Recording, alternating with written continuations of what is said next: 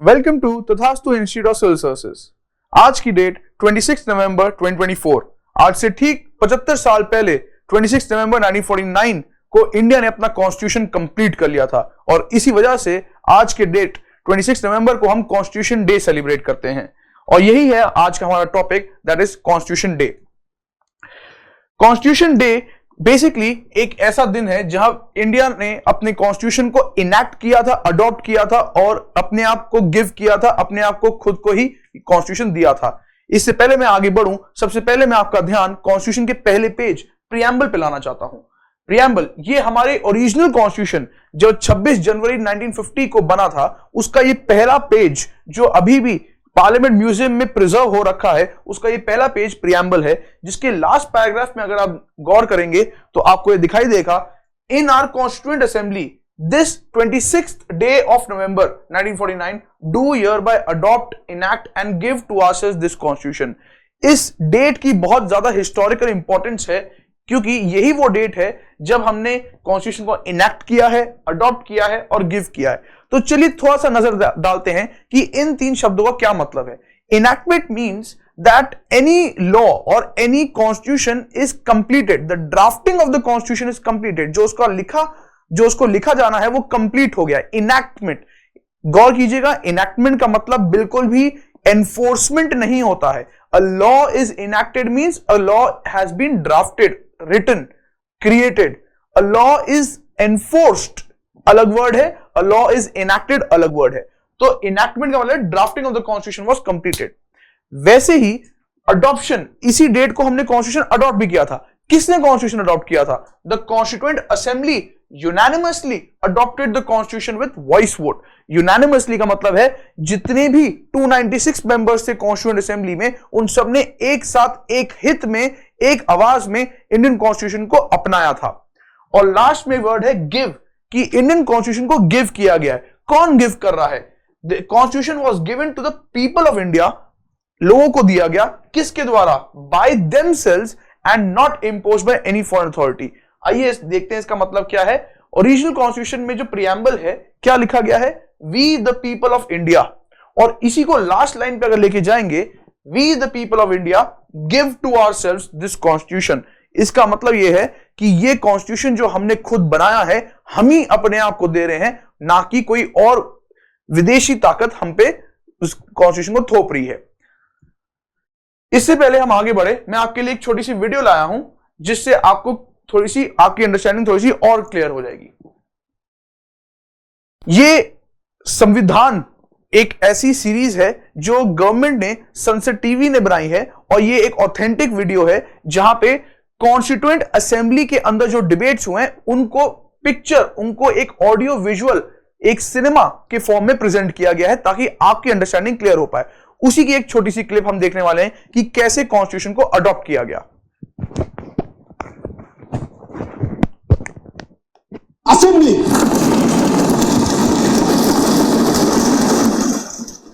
Doctor Ambedkar के बोले गए शब्द आज भी जैसे इस सदन में गूंजते रहते हैं। अब सिर्फ एक काम बचा था, संविधान का अनुमोदन और उस पर सारे सदस्यों के हस्ताक्षर। It now remains to put the motion moved by Dr. Ambedkar to the vote of the House. The question is that the constitutions settled by this assembly be passed.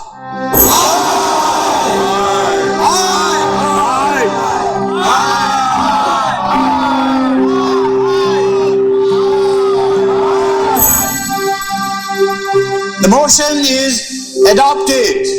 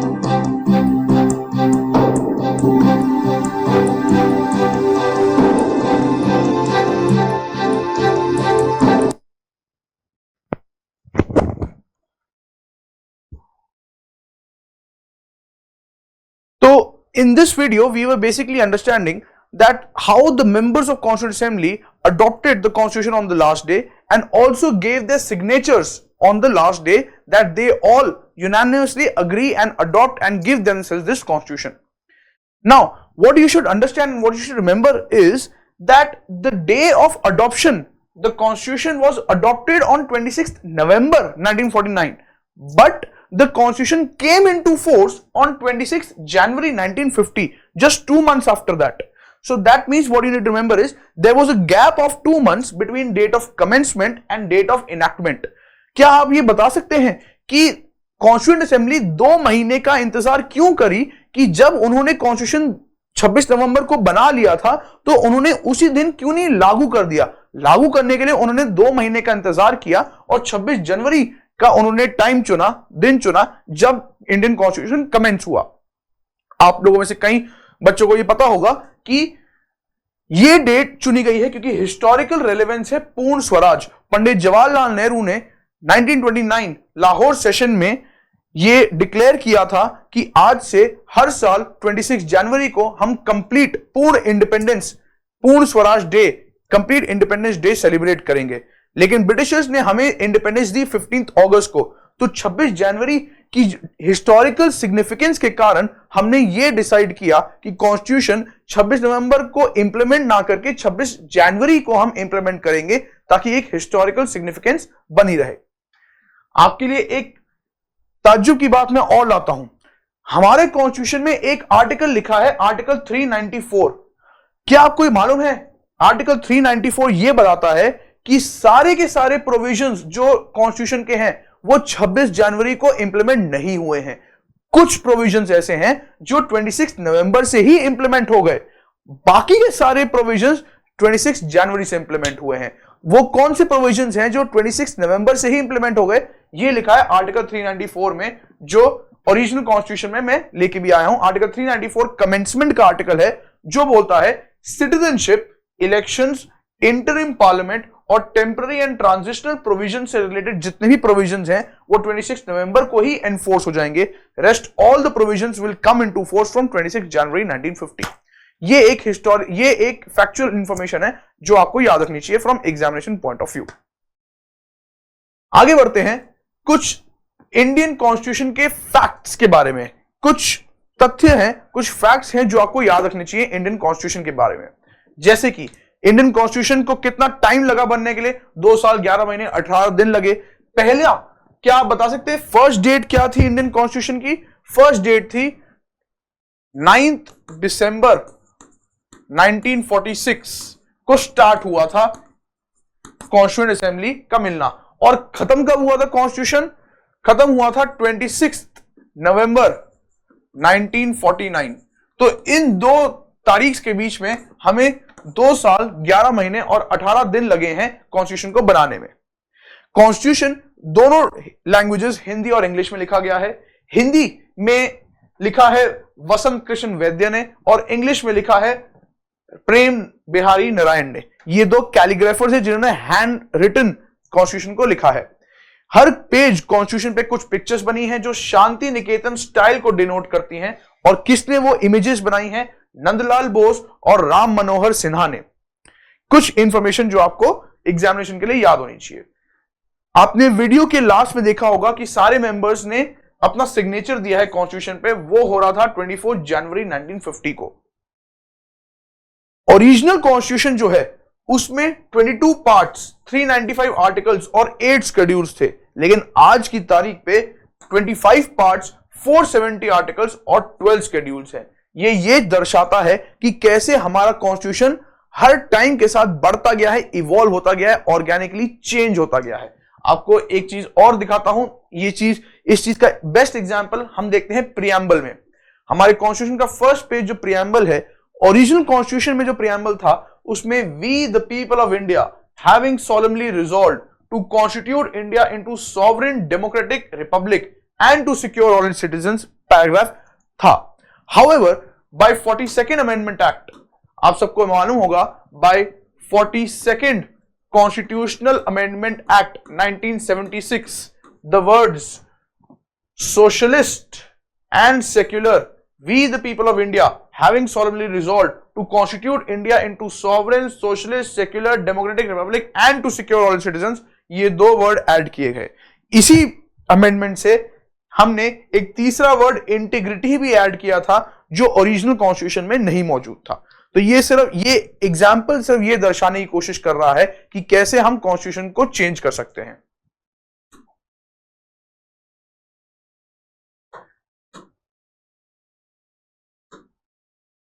ये कुछ इमेजेस हैं जो ये बताना चाहती हैं, जो ये दिखा रही है कि कैसे अलग अलग मेंबर्स ऑफ कॉन्स्टिट्यूएंट असेंबली ने कॉन्स्टिट्यूशन की बुक पे उसको अपने सिग्नेचर्स के साथ प्रेजेंट किया था। ये वही वीडियो में से ही कुछ इमेजेस निकली हैं। कॉन्स्टिट्यूशन के लास्ट पेज पे, जो कॉन्स्टिट्यूशन का लास्ट पेज था 8th शेड्यूल का, वहीं से सारे मेंबर्स ने अपने सिग्नेचर्स डालने शुरू किए थे। आप देख सकते हैं सबसे पहला सिग्नेचर राजेंद्र प्रसाद का है, फिर जवाहरलाल नेहरू हैं।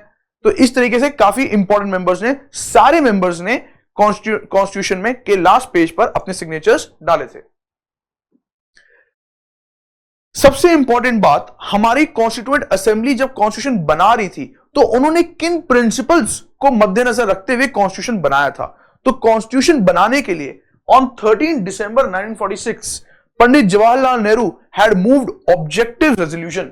ऑब्जेक्टिव रेजोल्यूशन, आप इस वर्ड को समझ सकते हैं, इस वर्ड को अगर आप तोड़ेंगे, एक ऐसा रेजोल्यूशन जो ऑब्जेक्टिव डिसाइड कर रहा है। A resolution brought in the assembly to decide the objectives. Objectives for what? Objectives for the Constituent Assembly.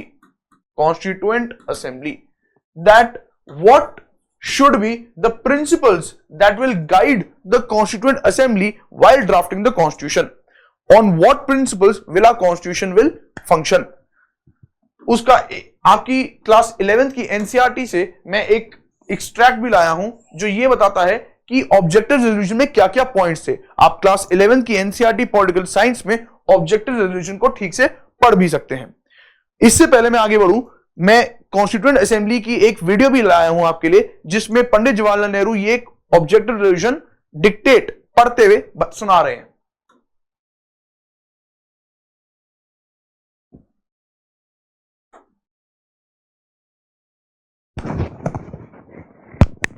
AIIMS and objectives resolution को रखा था।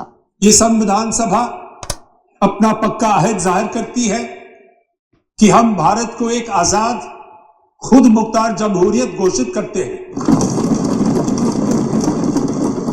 आजाद खुद मुख्तार जमहूरियत हिंदुस्तान को अपनी सारी सत्ता जनता से ही हासिल होगी और इसकी गारंटी देते हैं कि भारत के पूरे आवाम को सियासी, सामाजिक और आर्थिक इंसाफ, दर्जे, तरक्की और कानून के आगे बराबरी, विचार, इजहार ख्याल, बयान, राय, धर्म, पूजा, नौकरी, संगत और काम की आजादी, माइनॉरिटीज, पिछड़ों, आदिवासियों और दूसरी दबी पिछड़ी जातियों को माकूल सुरक्षा, गणराज्य की सीमाओं और जमीन की अखंडता की हिफाजत, ताकि ये कदीम देश दुनिया के तमाम मुल्कों में अपना सही सम्मानित स्थान पा सके और तन मन धन से विश्व शांति और मानवता के कल्याण में हाथ बटा सके। आगे संविधान सभा ने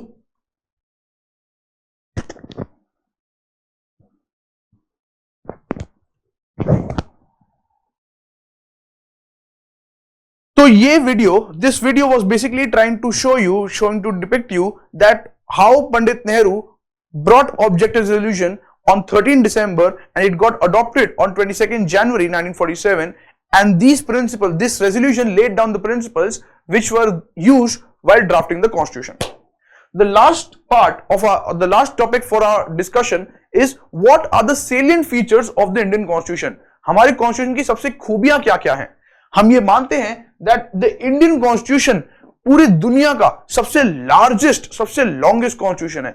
हमारे पूरे दुनिया में किसी और कंट्री का कॉन्स्टिट्यूशन इंडिया से लंबा नहीं है। इंडिया कॉन्स्टिट्यूशन सबसे लॉन्गेस्ट है और इसकी कुछ वजहें हैं, क्योंकि इंडिया ने बहुत सारे कंट्रीज से, बहुत सारे कॉन्स्टिट्यूशन से बोरो किए हैं फीचर्स।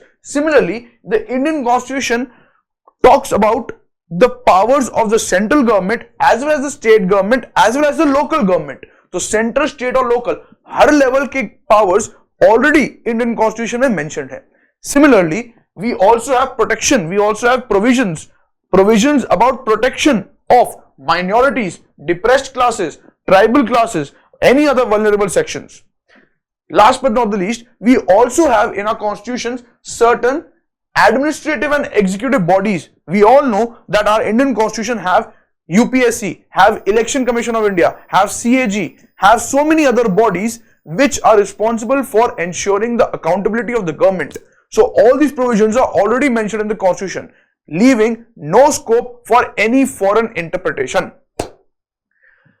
इसके अलावा हम मानते हैं कि हमारा जो कॉन्स्टिट्यूशन है वो डाइवर्सिटी को रिस्पेक्ट करता है, क्योंकि हम माइनॉरिटीज को भी फंडामेंटल राइट्स देते हैं। हमने national commission for scheduled caste, for scheduled tribes, for backward classes, इस तरीके से कई सारी कमीशंस बनाई हैं। The Indian constitution establishes quasi federation. Quasi federation का मतलब है कि सेंटर और स्टेट के बीच में पावर्स डिवाइडेड रहेंगी, but under certain conditions centre will become more powerful, जैसे इमरजेंसी के टाइम पे, जैसे वॉर के टाइम पे।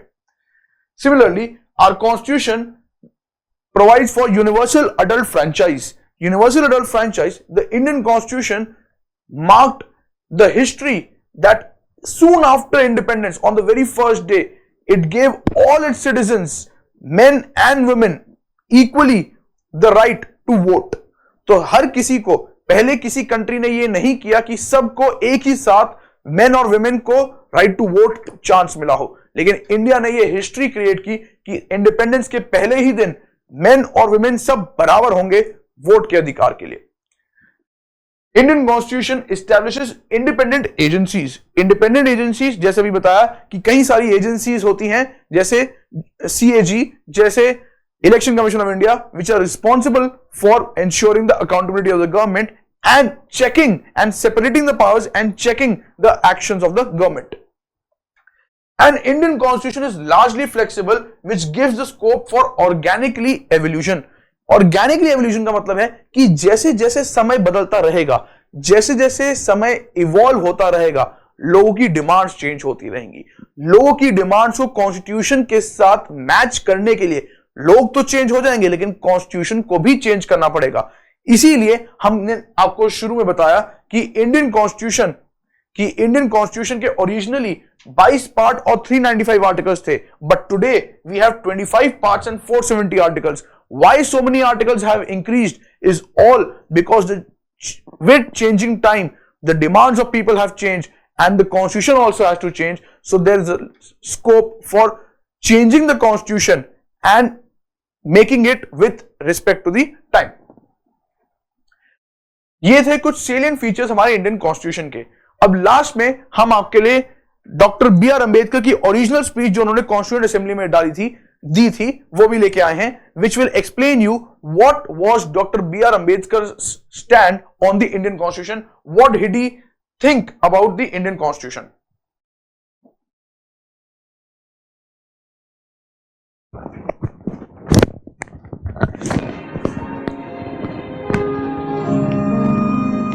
मैं यहाँ पर संविधान की अच्छाइयां गिनाने नहीं जाऊंगा, क्योंकि मुझे लगता है कि संविधान कितना भी अच्छा क्यों ना हो, वो अंततः बुरा साबित होगा अगर उसे इस्तेमाल में लाने वाले लोग बुरे होंगे, और संविधान कितना भी बुरा क्यों ना हो, वो अंततः अच्छा साबित होगा अगर उसे इस्तेमाल में लाने वाले लोग अच्छे होंगे। इसलिए जनता और उसके राजनीतिक दलों की भूमिका को संदर्भ में लाए बिना संविधान पर कोई भी निर्णय देना या कोई भी टिप्पणी करना मेरे विचार में व्यर्थ होगा।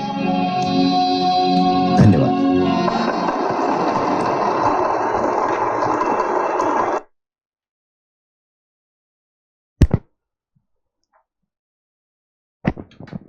So I hope that Dr. Ambedkar's speech had shown you that criticizing the constitution isolatedly, independently, without keeping in mind the position of the political leaders and the role of the citizens, both have to taken into consideration for the functioning of the constitution. I leave you with this thought, and I have brought you a question for you to answer. Please give the answer for this question in the comment section, and we'll wait for your comments. And stay tuned with us for our next video. Till then, thank you.